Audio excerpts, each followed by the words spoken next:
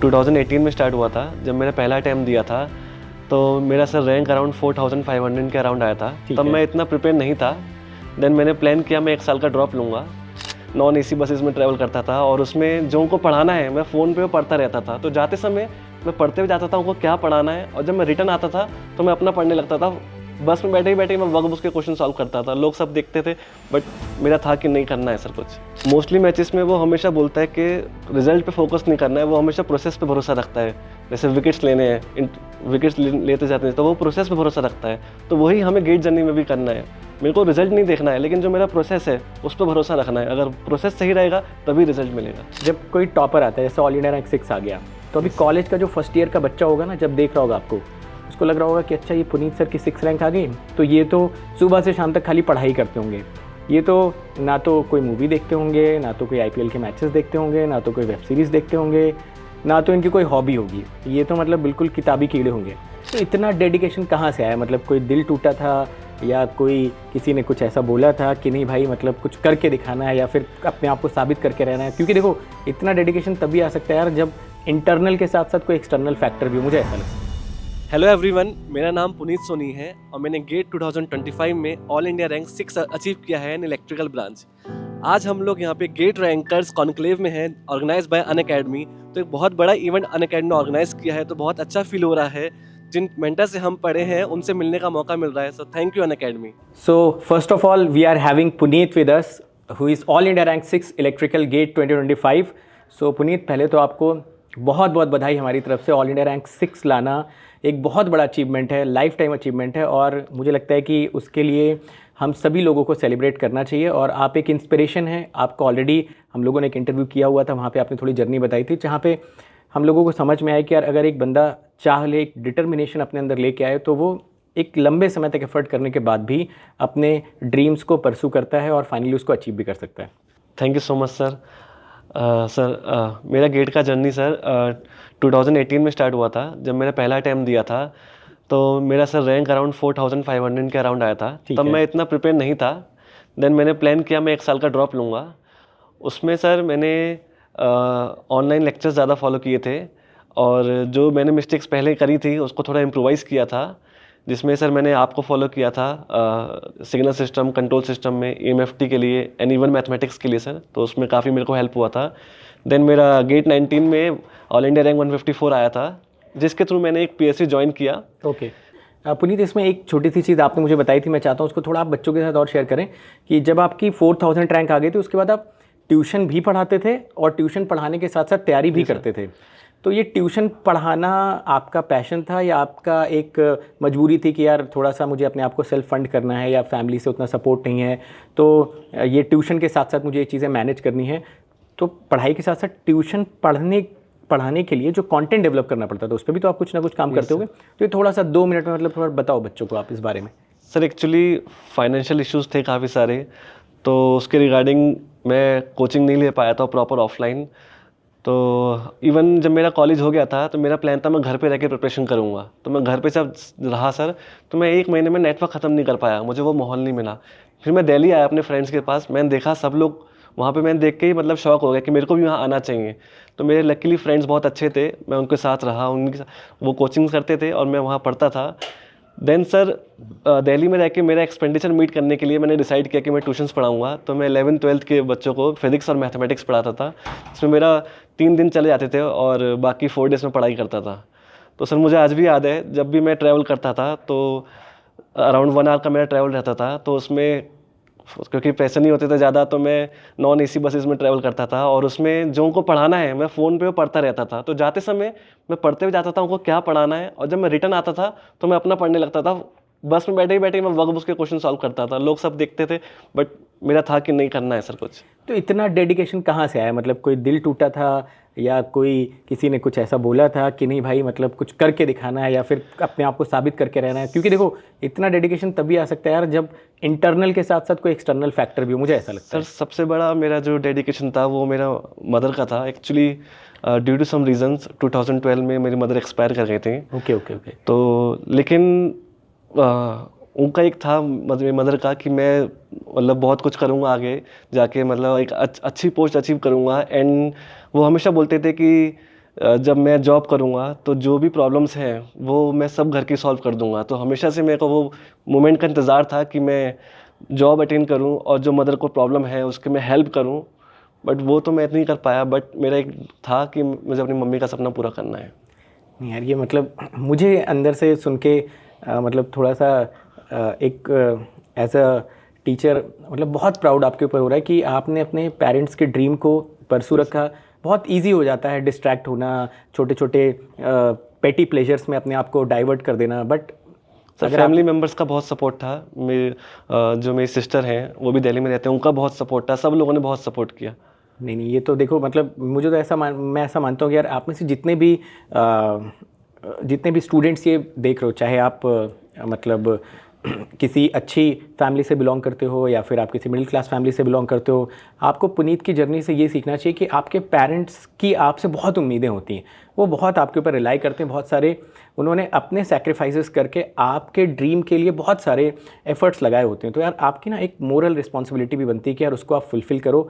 और एक बार अगर आप कुछ लाइफ में हासिल करते हो तो मुझे लगता है कि दुनिया में दो ही लोग ऐसे होते हैं जो सच में खुश होते हैं, सच में। एक आपके पिताजी माताजी मतलब कि पेरेंट्स, और एक आपके टीचर्स। और कोई अगर बहुत अच्छा दोस्त हो तो बात अलग है, मगर मुझे लगता है कि अंदर से वो लोग बहुत खुश होते हैं। तो पुनीत मतलब एक्सीलेंट यार, एक्सीलेंट। तो एक तो चलो आपने ये अपनी जर्नी के बारे में थोड़ा सा बताया। अभी क्या होता है कि जब कोई टॉपर आता है, जैसे ऑल इंडिया रैंक 6 आ गया, तो अभी कॉलेज का जो फर्स्ट ईयर का बच्चा होगा ना, जब देख रहा होगा आपको, उसको लग रहा होगा कि अच्छा ये पुनीत सर की 6 रैंक आ गई, तो ये तो सुबह से शाम तक खाली पढ़ाई करते होंगे। ये तो ना तो कोई मूवी देखते होंगे, ना तो कोई आईपीएल के मैचेस देखते होंगे, ना तो कोई वेब सीरीज़ देखते होंगे, ना तो इनकी कोई हॉबी होगी। ये तो मतलब बिल्कुल किताबी कीड़े होंगे। तो एक एक करके आता हूँ। सबसे पहले तो आप ये बताओ कि आईपीएल की टीम को फॉलो करते हो, मैचेस वैचेस देखते हो नहीं देखते हो? यस सर, मैं क्रिकेट का तो काफ़ी शौक है मुझे। और अच्छा, मैं खेलते भी हो आप? खेलता भी हूँ सर। ओके। और सबसे मेरे को जो आईपीएल की फेवरेट टीम है वो है sir Chennai super king. CSK. अच्छा, धोनी की वजह से सिर्फ? हाँ सर, मेन धोनी की वजह से सर इसलिए है, जितना मैं धोनी को देखा है सर, मोस्टली मैचेस में वो हमेशा बोलता है कि रिजल्ट पे फोकस नहीं करना है, वो हमेशा प्रोसेस पे भरोसा रखता है। जैसे विकेट्स लेने हैं, विकेट्स लेते जाते हैं तो वो प्रोसेस पे भरोसा रखता है। तो वही हमें गेट जर्नी में भी करना है। मेरे को रिजल्ट नहीं देखना है, लेकिन जो मेरा प्रोसेस है उस पर भरोसा रखना है। अगर प्रोसेस सही रहेगा तभी रिजल्ट मिलेगा। बिल्कुल। तो मतलब it is not about the destiny, it is all about the journey. जैसे कभी कोई बोलते भी कि सफ़र खूबसूरत होना चाहिए, मंजिल अपने आप खूबसूरत हो जाएगी। तो आपने तो चलो ये बता दी, एक मिथ आपने ब्रेक किया कि भाई जो टॉपर्स होते हैं वो लोग भी मैचेस वैचेस देखते हैं। मतलब हाईलाइट देखते हो कि पूरे मैचेस देखते हो? सर पूरे मैचेस देखता पूरे हूँ। मैचेस वर्ल्ड कप सर हिलते नहीं सर, वही बैठ के पूरा देखना अच्छा, है। मतलब 19 नवंबर को आप भी रोए थे अरे अंदर सर, से? वो देखता है सही में चलो सर। ठीक है। अच्छा, तो और मूवीज़ तो नहीं देखते होगे ना कम से कम? नहीं सर, मूवीज़ भी देखते मूवीज भी देखता हूँ। सबसे ज़्यादा शौक मुझे वेब सीरीज़ वेब का है सीरीज़ सर। का है, तो कौन सी वेब सीरीज़ आपकी फेवरेट? सबसे फेवरेट सर मेरी मनी हीस्ट है सर। मनी हाइस्ट आपकी फेवरेट है? Yes sir. बहुत ही बढ़िया। पुनीत चलो ठीक है। इसके अलावा सर मेरा और भी हॉबीज़ हैं। जैसे मैं जब पढ़ाई करते करते थक जाता था तो मेरे पे हारमोनियम है, मैं क्लासिकल सिंगिंग सीखता हूँ सर। अच्छा। अभी कुछ टाइम से नहीं सीख पा रहा हूँ, लेकिन जब भी मैं बोर होता हूँ सुबह सुबह रियाज़ करता हूँ सर हारमोनियम लेके के। अच्छा। जी सर। और मेरी एक हॉबी और है सर, जो अभी नहीं, कुछ टाइम से नहीं कर पा रहा हूँ। मैं सर पोर्ट्रेट बनाता हूँ, तो मैंने काफ़ी सारे लोगों का उसके पोर्ट्रेट भी बनाया है सर। मतलब मुझे लगता है कि आप बहुत रेयर ऐसे इंसान हो जिनका लेफ्ट ब्रेन और राइट ब्रेन दोनों इतना स्ट्रांग है। क्योंकि जनरली मैंने देखा जो बच्चा पढ़ने में अच्छा होता है, क्रिएटिविटी पॉइंट ऑफ से एक्स्ट्रा करिकुलर में जनरली उतना अच्छा नहीं होता है। कि जिसको आप सिंगिंग भी आती हो या हारमोनियम भी प्ले करते हो और पोर्ट्रेट्स भी बनाते हो, तो मतलब जैसे ये आपने कहीं से सीखा था या बचपन से ही आपको ऐसा एक्सपोजर मिल गया कि सीख गया? सर सिंगिंग का इंटरेस्ट तो बचपन से था, और बाकी स्कूल में सर थोड़ा हम लोग गेम्स भी खेलते थे, पढ़ाई में भी अच्छे थे। और जो ग्रुप सर्कल था सर वो सब पढ़ने वाले नहीं थे, मिक्स टाइप के थे, तो वहीं से ग्रूमिंग हुई, तो इंटरेस्ट अपने आप। जैसे मैं कौन है आपका फेवरेट सिंगर?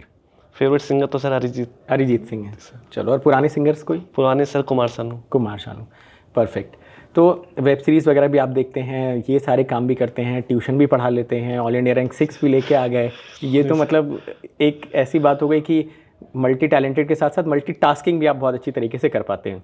तो एक जनरल स्टूडेंट जैसे जो फर्स्ट ईयर या सेकेंड ईयर में है, उसको मल्टीटास्किंग करने के दौरान किन किन बातों का ध्यान रखना चाहिए? या कभी कभी ऐसा होता है कि स्टूडेंट के पास टाइम होता है बट वो टाइम वेस्ट बहुत कर देता है। कहीं पे सोशल मीडिया पे, फेसबुक, इंस्टाग्राम, ये वो, मतलब जिसका रियल टाइम कोई आउटपुट नहीं है। जैसे मैं कह रहा हूँ चलो आप मैच देख रहे हो, कम से कम आपको प्लेजर मिला by the end of it, या कोई मूवी देखी आपको कुछ सीखने को मिला। बट आप अननेसेसरली स्क्रॉलिंग किए जा रहे हो और 2-3 घंटे, 4 घंटे, 5 घंटे अपने वेस्ट कर दे रहे हो। तो आपको क्या लगता है कि एक मल्टीटास्किंग को बेस्ट या एफिशिएंट वे में कैसे करना चाहिए, क्योंकि आप तो मास्टर हो उसके, जैसा आपकी जर्नी से मुझे लग रहा है। सर मैं तो यही बोलना चाहूँगा उनको, जैसे हम जब पढ़ाई करते हैं तो मल्टीटास्क मतलब हम एट ए टाइम बहुत सारी जॉब तो नहीं कर सकते, लेकिन जैसे पढ़ाई के अलावा भी हम अगर हम जैसे कुछ गेम्स खेलें, वॉलीबॉल खेलें, क्रिकेट खेलें, तो वो हमारे पढ़ाई में भी हेल्प करता है। लाइक हमारी मेंटल हेल्थ इंप्रूव होती है उससे। हमें उससे लगता है कि नहीं मैं खेल लूँगा तो मेरा 1 घंटा वेस्ट हो जाएगा, बट ऐसा नहीं है। अगर हम स्केचिंग करेंगे या म्यूज़िक सुनेंगे या कोई सीरीज़ देखेंगे तो वो हमारे क्या है मेंटल स्ट्रेंथ को इम्प्रूव करता है, तो वो इनडायरेक्टली हमारी प्रिपरेशन को ही सपोर्ट करेगा। हाँ, मतलब रिलैक्स कर देता है आपका माइंड, फिर आप 100% एफिशिएंसी के साथ वापस से अपनी पढ़ाई में फोकस कर सकते हो। परफेक्ट। तो पुनीत, देखिए आपके जो स्ट्रैटेजीज़ हैं कि आपने कैसे तैयारी की थी, PYQs कैसे लगानी चाहिए, टेस्ट सीरीज़ कैसे लगाना चाहिए, इसका ऑलरेडी एक वीडियो हम रिकॉर्ड करके इसी चैनल पे डाल चुके हैं। तो जो बच्चे ये जानना चाहते हैं कि आपके पुनीत सर ने प्रिपरेशन वाले मोड में क्या क्या स्ट्रैटेजीज़ फॉलो की थी, इनका क्या थॉट प्रोसेस, तो आधे घंटे का पूरा डिटेल वीडियो वहाँ पे डाला हुआ, वो भी आप लोग ज़रूर देखना। यहाँ पे हम टॉपर का ना थोड़ा सा साइकोलॉजी जानने की कोशिश कर रहे हैं कि यार वो अंदर से बंदा क्या सोचता है, उसके क्या थॉट प्रोसेस होते हैं। वो भी हमारे आपके जैसा इंसान ही होता है, उसकी ज़िंदगी में भी दुख दर्द होते हैं, वो भी एहसास करता है चीज़ों का, उसकी लाइफ में भी मोटिवेशन, डिमोटिवेशन ये सब आते रहते हैं, तो वो उसको कैसे ओवरकम करता है। तो मेरा अगला सवाल इसी पे, जैसे इतनी लंबी जर्नी है पुनीत आपकी, या डेली लाइफ में भी सभी के मोटिवेशन होता है, डिमोटिवेशन होता है, कभी डिप्रेशन भी आता है, कभी डिज़ायर्ड चीज़ें मिलती हैं, कभी नहीं मिलती हैं, तो आप उसको कैसे देखते हो? जैसे आपने बताया आप धोनी को फॉलो करते हो, तो धोनी तो काम एंड कंपोज रहते हो, वो बोलते हैं प्रोसेस को फॉलो करो, rest everything is will automatically will take care of itself. तो आप कैसे, मतलब आपका क्या सोचना है इस चीज़ को लेके कि मुझे कोई सेटबैक लगा तो मैं क्या करूँ उस टाइम पे? प्रिपरेशन के टाइम पे ऐसा होता था कि कई बार मैं भी डिमोटिवेट होता था, तो मैं हमेशा सर ये सोचता था कि मैंने ये प्रिपरेशन क्यों स्टार्ट करी, मतलब मेरा मेन गोल क्या था। तो हमेशा से कि एक PSU में जाना है, रैंक 1 लाना है, तो जो मेरा गोल था, और वो क्यों सर मेरे को क्यों कुछ करना है, अपने पेरेंट्स के लिए कुछ करना है। तो जब कभी मैं अपने गोल को फील करता था तो हमेशा से मैं अपने आप ही मोटिवेट हो जाता था। आप रास्ते पे आ जाते हो, मतलब आपका वाई बहुत क्लियर था कि मतलब मैंने क्यों ये तैयारी स्टार्ट करी हुई। परफेक्ट। पुनीत, 1-2 चीज़ें मैं ये भी जानना चाहूँगा कि, और मुझे मतलब सच में अच्छा लगेगा ये चीज़ जान के, कि अगर आप ये बताओ कि जैसे जो सब्जेक्ट्स आपने मुझसे पढ़े, तो आपको उसमें ऐसा क्या लगा, क्या अलग लगा? वही सारे सब्जेक्ट और भी टीचर्स लोग पढ़ाते हैं, तो आपको में एक क्लास का कोई आपको इंस्टेंस याद हो, या फिर आपको कुछ यूनिक लगा हो टीचिंग स्टाइल में, या कोई टॉपिक आपको ऐसा लगा हो जो आपको लगा हो कि यार ये टॉपिक तो बिल्कुल मुझे समझ में आ गया अच्छी तरीके से, या उसने आपका कॉन्फिडेंस बढ़ा दिया हो, तो आप बिल्कुल जेन्युइनली इस चीज़ के बारे में बताओ। और कुछ अच्छा ना भी लगा हो तो वो भी आप बता सकते हो अप फ्रंट। सर जैसे मैंने 19 में प्रिपरेशन जब किया था तो सब्जेक्ट तो सभी पढ़े थे, लेकिन कोई कोई टॉपिक्स होते हैं जो इतना स्ट्रांग नहीं हो पाते, उसमें होता है कि क्वेश्चंस में आप फंस जाएंगे। बिल्कुल। तो सर 25 में जब मैंने प्रिपरेशन किया तो मेरे को लगा कि कुछ सब्जेक्ट जो है उस पर थोड़ा ध्यान देना चाहिए। तो कंट्रोल सिस्टम में सर नाइक्विस्ट प्लॉट में मेरे को इतनी कमांड नहीं थी सर। मुझे याद है सर मैंने आपके लेक्चर्स देखे थे, जैसा सर आपने पढ़ाया था उसका एक तरीके से पूरा फ्लो बन गया कि कैसे हम GH से 1+GH बनाएंगे, पूरा उसका एक जो आपने समरी दी थी सर, वो ऐसी थी कि अब बैठ गई दिमाग में, कभी निकलेगी नहीं सर, नहीं निकल सकती। सिमिलरली सिग्नल सिस्टम में सर आपने शॉर्टकट्स बताए थे फोरियर ट्रांसफॉर्म डायरेक्टली निकालने के, मल्टीपल मेथड्स, डिफरेंशिएशन से, लाप्लास से, एंड फोरियर सीरीज कोएफिशिएंट निकालने के भी शॉर्टकट्स बताए थे सर। तो वो सर इतने अच्छे थे सर, उसको मतलब जब अप्लाई करते हैं तो बहुत जल्दी आंसर आ जाते हैं और वो बहुत इफेक्टिव है सर। तो वो मुझे सर बहुत अच्छा लगा था, उससे बहुत कुछ सीखने को मिला मुझे। Thank you so much Puneet.